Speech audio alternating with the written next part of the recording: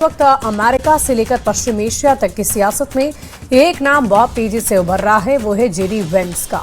Cease fire, बातचीत और फिर उसका फेल होना, इन सब के बीच वेंस की भूमिका पर सवाल खड़े हो रहे हैं। क्या उन्हें एक मुश्किल मिशन में आगे किया गया था या फिर वो खुद इस कूटनीतिक दांव में फंस गए? क्योंकि अब चर्चा सिर्फ ईरान और अमेरिका की नहीं बल्कि उस चेहरे की है जिस पर इस पूरी असफलता का ठीकरा फूटता नजर आ रहा है।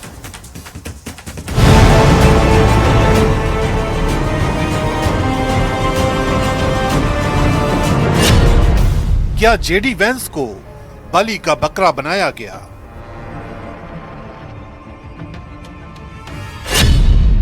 क्या ट्रंप के सियासी पैंतरे में फंसे जेडी वेंस? क्या इमेज बचाने को बनाया गया चेहरा?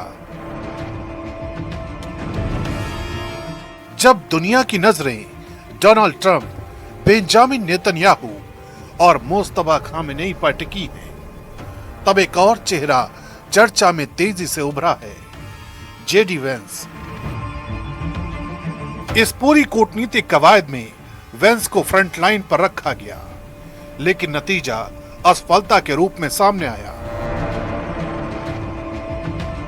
अब सवाल उठ रहा है कि क्या उन्हें एक ऐसे मिशन में धकेला गया जहां सफलता की संभावना पहले से ही कमजोर थी। बातचीत के दौरान नाकाबंदी और सैन्य कार्रवाई जैसी घटनाएं जारी रही, जिससे समझौते की जमीन पहले ही कमजोर हो चुकी थी। ऐसे हालात में वेंस की भूमिका सिर्फ एक प्रतिनिधि तक सीमित रह गई, लेकिन असफलता का ठीकरा उन्हीं पर फूटता नजर आ रहा है। हालांकि इसका कोई ठोस प्रमाण नहीं है, लेकिन सियासी गलियारों में यह चर्चा तेज है कि क्या ये एक सोची समझी रणनीति थी। ऐसा इसलिए क्योंकि भले ही जेडी वेंस को ट्रंप की तरफ से इस बातचीत का चेहरा बनाया गया, लेकिन तस्वीर का दूसरा पहलू भी उतना ही अहम है। डोनाल्ड ट्रंप ने सीज फायर बढ़ाने का ऐलान किया, लेकिन साथ ही ईरान के खिलाफ आर्थिक और समुद्री नाकाबंदी जारी रखने का भी फैसला बरकरार रखा। इससे साफ संकेत गया कि अमेरिका बातचीत के साथ साथ दबाव की नीति भी जारी रखना चाहता है। इसके अलावा 19 अप्रैल को ओमान की खाड़ी के पास अमेरिकी नौसेना द्वारा ईरानी कार्गो जहाज टोस्का को कब्जे में लेना भी हालात को और बिगाड़ने वाला कदम साबित हुआ। इन फैसलों में जेडी वेंस की भूमिका सीमित मानी जा रही है, क्योंकि ये बड़े रणनीतिक निर्णय सीधे व्हाइट हाउस और सैन्य नेतृत्व स्तर पर लिए गए। यही नहीं, खबर तो ये भी है कि इस पूरे घटनाक्रम के दौरान अमेरिका में जेडी वेंस की लोकप्रियता में खासी गिरावट देखी गई। कुछ सर्वे संकेत देते हैं कि कूटनीतिक असफलताओं का असर सीधे उनकी छवि पर पड़ा है, जबकि फैसलों की डोर व्हाइट हाउस के शीर्ष स्तर पर ही रही। राजनीतिक विश्लेषकों का मानना है कि जब भी कोई बातचीत नाकाम होती है तो सबसे पहले सामने वाले चेहरे को ही जिम्मेदार ठहराया जाता है। ऐसे में वेंस एक आसान लक्ष्य बनते नजर आए। हालांकि डोनाल्ड ट्रंप ने सार्वजनिक तौर पर वेंस का समर्थन किया है और वेंस का रुख भी उनके साथ है, लेकिन अंदर खाने की रणनीति क्या थी, इस पर अब भी सवाल बरकरार है। यही वजह है कि ये पूरा मामला सिर्फ कूटनीति नहीं बल्कि इमेज मैनेजमेंट की राजनीति के रूप में भी देखा जा रहा है।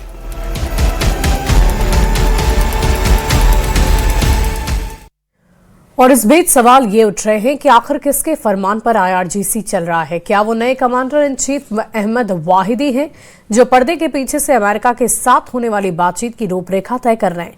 वाहिदी क्यों इतने अहम हैं, इस रिपोर्ट के जरिए दिखाते हैं।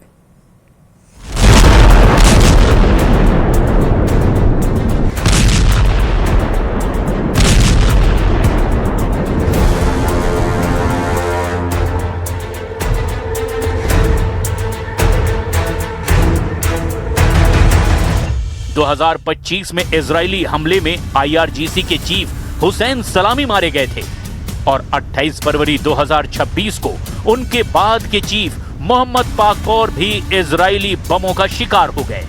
लगातार 2 बड़े कमांडरों की मौत के बाद 1 मार्च 2026 को अहमद वाहिदी ने आईआरजीसी की कमान अपने हाथों में ले ली। वाहिदी ने कमांडर बनने के साथ ही मिलिट्री काउंसिल का गठन किया, जिसमें ईरान की संसद के speaker Mohammad Bagher Ghalibaf, national security council के एक सेक्रेटरी मोहम्मद बाघेर जोलगद्र और सुप्रीम लीडर के मिलिट्री एडवाइजर मोहसिन रेजाई शामिल थे। गालिबाफ तेहरान के मेयर रह चुके हैं, IRGC की एयरफोर्स के कमांडर भी रह चुके हैं और अब भी इस मिलिट्री जुंटा यानी कि सैन्य शासन का राजनीतिक चेहरा बन गए हैं। मोहसिन रेजाई और जोलगद्र पुराने जनरल हैं, यानी अभी ईरान पर जिसकी कमान देखी जा रही है उसमें कोई भी मॉडरेट या नरमपंथी नेता नहीं दिखाई दे रहा। फिलहाल वाहिदी की अगुवाई में मिलिट्री काउंसिल ही इस जंग में फैसले ले रही है। ईरान के चुने हुए प्रेसिडेंट मसूद पजेश्कियन के साथ वॉर में चल रहे इस मुल्क की पूरी सिविलियन सरकार को किनारे कर दिया गया। इसका एक नमूना तब देखने को मिला जब प्रेसिडेंट पजेश्कियन ने इस्लाम खतीब की जगह हुसैन देगान को ईरान का नया इंटेलिजेंस मिनिस्टर बनाने की कोशिश की।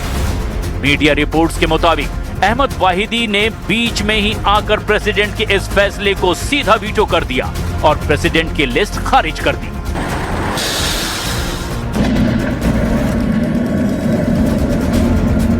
ये साफ दिख रहा है कि युद्ध चलता रहा तो ईरान की इकोनॉमी 3 हफ्तों से 1 महीने के भीतर पूरी तरह तबाह हो जाएगी। और देखिए, इजराइल इस समय एक साथ कई मोर्चों पर युद्ध लड़ रहा है, जिससे उसकी वॉर मशीन पर भारी दबाव बन गया। 7 अक्टूबर 2023 को हमास के हमले से गाजा युद्ध शुरू हुआ, जिसके बाद हिजबुल्लाह ने उत्तरी मोर्चा खोल दिया और हूती ने रेड सी में जहाजों को निशाना बनाया। अब सवाल है कि क्या इजराइल अपनी ताकत से ज्यादा युद्ध लड़ रहा है, और अगर ऐसा है तो इसका अंजाम भविष्य में क्या होगा।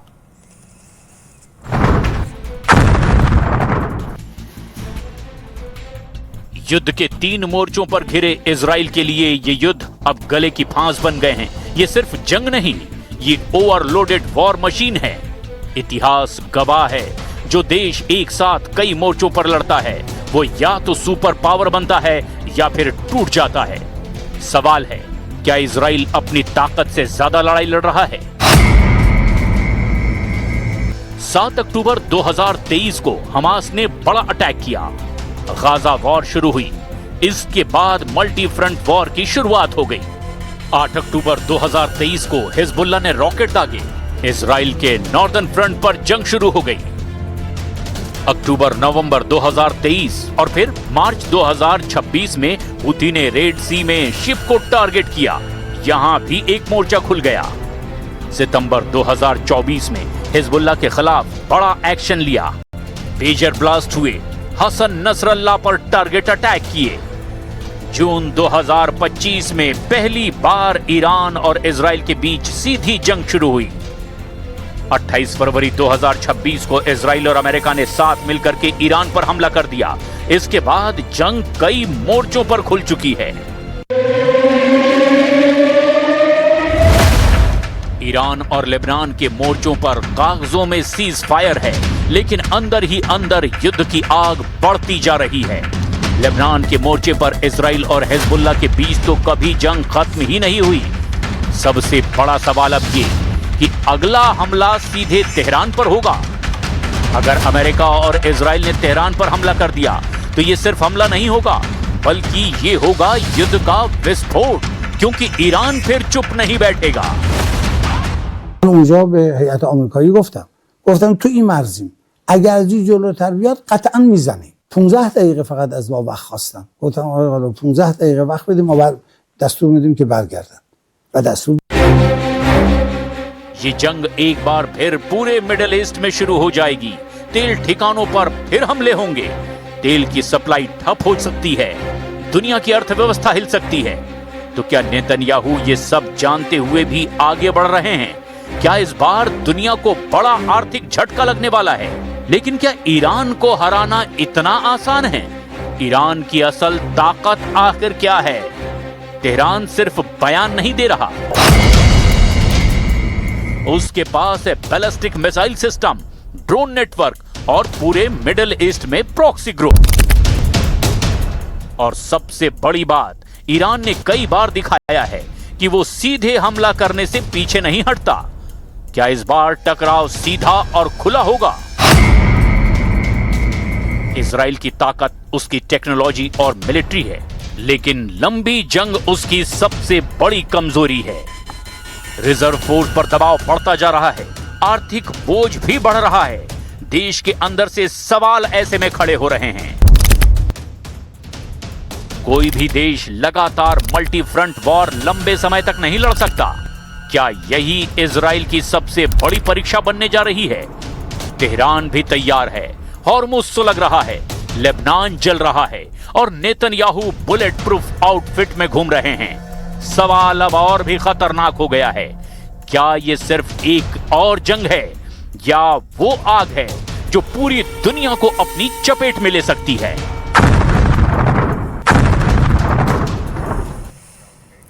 और देखिए, ईरान ने हॉर्मुज़ स्ट्रीट में तेल के जहाजों पर भयानक हमले शुरू कर दिए हैं। रेवोल्यूशनरी लड़ाकों ने 2 जहाजों को गन बोट से दहलाकर कब्जा कर लिया। और इसके साथ ही ईरान का अगला टारगेट खाड़ी देशों का डिजिटल नेटवर्क बताया जा रहा है। ईरानी मीडिया पर्शियन गल्फ की रिपोर्ट के अनुसार समुद्र के अंदर बिछे इंटरनेट केबल को ईरान निशाना बनाने की तैयारी में है। इधर अमेरिका इजराइल ने रेवोल्यूशनरी गार्ड कोर के चीफ जनरल वहीदी को सबसे बड़ा टारगेट बनाया।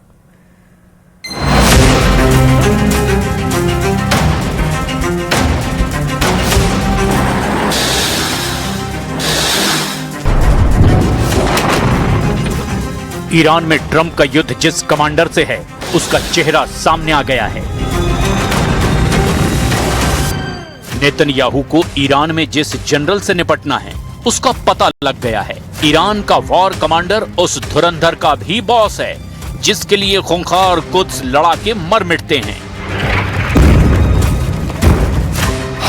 ये नाम है मेजर जनरल अहमद वहीदी। उनका ओहदा ईरान के इस्लामिक रिवोल्यूशनरी गार्ड कोर के बॉस का है। वो अमेरिका इजराइल युद्ध के वॉर कमांडर के तौर पर कुख्यात हो गए हैं, जिसने ट्रंप की धड़कनें बढ़ा रखी है, जिसने नेतन्याहू की टेंशन 2 गुनी कर दी है, जिसने खाड़ी देशों की वजीहत कर डाली है, जिसने अमेरिका से समझौता नहीं युद्ध को चुना। ये वही कमांडर है, ईरान का सुपर लड़ाका अहमद वहीदी। इसी के इशारे पर यह युद्ध दोबारा शुरू हुआ है। कमांडर वहीदी ने इस्लामाबाद में जनरल मुनीर को राह ताकने पर मजबूर कर दिया। कमांडर वहीदी ने ट्रंप को सीज फायर बढ़ाने के लिए बेबस किया है। कमांडर वहीदी तय कर रहे हैं कि जंग कहां तक की जाएगी। उन्होंने ऑर्डर दे रखा है कि हॉर्मुज़ स्ट्रेट से अमेरिका को खदेड़ भगाने तक हमला होगा। वहीदी ने ऐलान किया है कि हॉर्मुज़ में जो आए उसे तबाह करना है। ट्रंप के नए डील ऑफर के बाद भी कमांडर वहीदी का गुस्सा शांत नहीं हुआ है और इस वजह से हॉर्मुज़ तेल गलियारे में ईरान ने बड़ा एक्शन ले लिया है। ईरान के रेवोल्यूशनरी लड़ाकों ने 2 जहाजों पर हमला कर दिया। ब्रिटिश रॉयल नेवी के मुताबिक 22 अप्रैल को हॉर्मुज़ में ईरान ने 3 जहाजों पर हमला किया। इसके साथ ही ईरान ने ओमान तट पर एक जहाज को गनबोट से धुआं कर दिया। ईरान का स्टैंड बिल्कुल क्लियर है, हॉर्मुज़ से ट्रंप नाकाबंदी हटाएं, ईरान की बनाई शर्तों पर हामी भरें, फिर ईरान समझौते पर सोचेगा। अगर इस बीच अमेरिका इजराइल ने ईरान पर हमले की गलती की तो फिर बदला किस तरह से लिया जाएगा, अब जरा ये भी सुन लीजिए। سخنگوی قرارگاه مرکزی خاتم الانبیا در پی تهدیدهای مکرر رئیس جمهور امریکا و فرماندهان ارتش متجاوز و تروریست این کشور با تأکید بر آمادگی کامل هشدار داد نیروهای مسلح جمهوری اسلامی ایران در صورت تجاوز و هر گونه اقدام علیه ایران اسلامی بلافاصله به اهداف از پیش تعیین شده قدرتمندانه هجوم می‌آورند و به امریکای متجاوز و رژیم کودککش صهیونیستی شدیدتر از قبل درس عبرت دیگری خواهند داد. अमेरिका की नाकेबंदी के बावजूद हॉर्मुज़ में ईरान पूरी तरह से हावी है। ईरान के लड़ाकों ने हॉर्मुज़ में जिन 2 जहाजों को जब्त किया उसकी डिटेल भी रिलीज की है, साथ ही इनको कब्जे में लेने की एनिमेशन फिल्म भी दिखाई है। रिवोल्यूशनरी गार्ड्स नेवी ने बताया कि MSC फ्रांसिस्का और एपामिनोनिंडास नाम के 2 जहाजों को पकड़ा गया, क्योंकि इन जहाजों ने बिना जरूरी परमिट के हॉर्मुज में घुसकर सिक्योरिटी ब्रीच की है। ईरान ने आरोप लगाया कि इन जहाजों ने नेविगेशन सिस्टम के साथ छेड़छाड़ की थी। वहीं ओमान से 15 नॉटिकल मील दूर उत्तर पूर्व में लाइबेरिया के झंडे लगे जहाज को ईरान ने गनबोट से दहला दिया।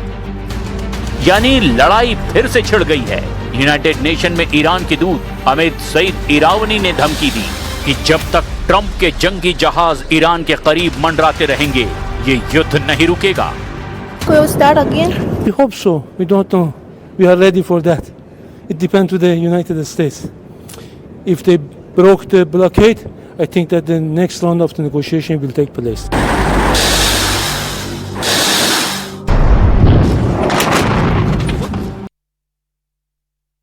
अमेरिका और ईरान के बीच तनाव लगातार बढ़ रहा है। ट्रंप का यह दावा है कि इनके ब्लॉकेड से ईरान आर्थिक रूप से टूट रहा है।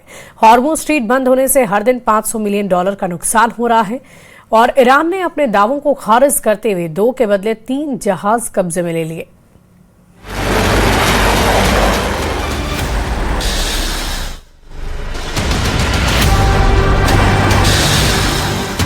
इधर ट्रंप दावा कर रहे हैं कि उनके लगाए ब्लॉकेड से ईरान कंगाल हो गया है। ट्रंप ने कहा कि स्ट्रेट ऑफ हॉर्मुज के बंद होने से ईरान आर्थिक रूप से ठहर चुका है। ईरान इसीलिए डील के लिए गिड़गिड़ा रहा है। ट्रंप ने यह भी बताया कि ईरान को हर दिन $500 मिलियन का नुकसान हो रहा है। हालांकि ट्रंप के दावों की धज्जियां उड़ाकर ईरान ने 2 के बदले 3 जहाजों पर कब्जा कर लिया। अमेरिका ने ईरान के ये 2 जहाज कब्जे में ले रखे हैं। एक है तौस्का और दूसरा MT तिफानी। ईरान ने धमकी दी कि हॉर्मुज स्ट्रेट इजराइल के लिए पूरी तरह बैन है। मतलब ईरान और ओमान के बीच 167 किलोमीटर लंबा, 40 किलोमीटर चौड़ा हॉर्मुज तेल गलियारा युद्ध का एपिसेंटर बन गया है।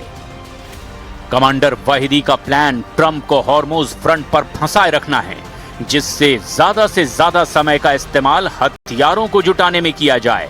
तेहरान में मिसाइलों की परेड निकालकर ईरान ने यह जता दिया कि उसके रॉकेट गोदाम पहले से कहीं ज्यादा भरे हुए हैं। इस बीच सीज फायर एक्सटेंशन बढ़ाने के पीछे भी अमेरिका की दलील सामने आई है। अमेरिकी न्यूज आउटलेट एक्सियोस की रिपोर्ट में जानकारी दी गई कि ट्रंप ने ईरान में अंदरूनी गुटबाजी खत्म करने के लिए समय सीमा को बढ़ाया है।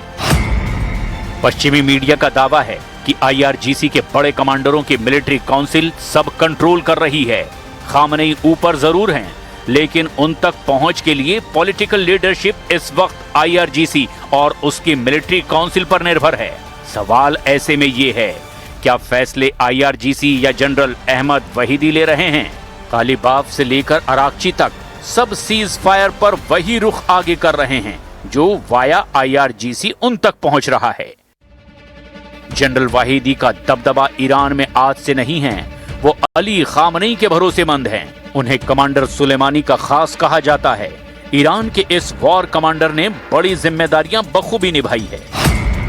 जनरल वाहिदी इब्राहिम रईसी के कार्यकाल के दौरान ईरान के गृह मंत्री थे। महमूद अहमदी नेजाद के राष्ट्रपति पद पर रहने के दौरान वाहिदी रक्षा मंत्री के पद पर भी रहे। जनरल अहमद वाहिदी पहले कुद्स फोर्स के कमांडर रह चुके हैं। वो भी कासिम सुलेमानी की इस एलिट यूनिट के कमान संभालने के पहले की बात है।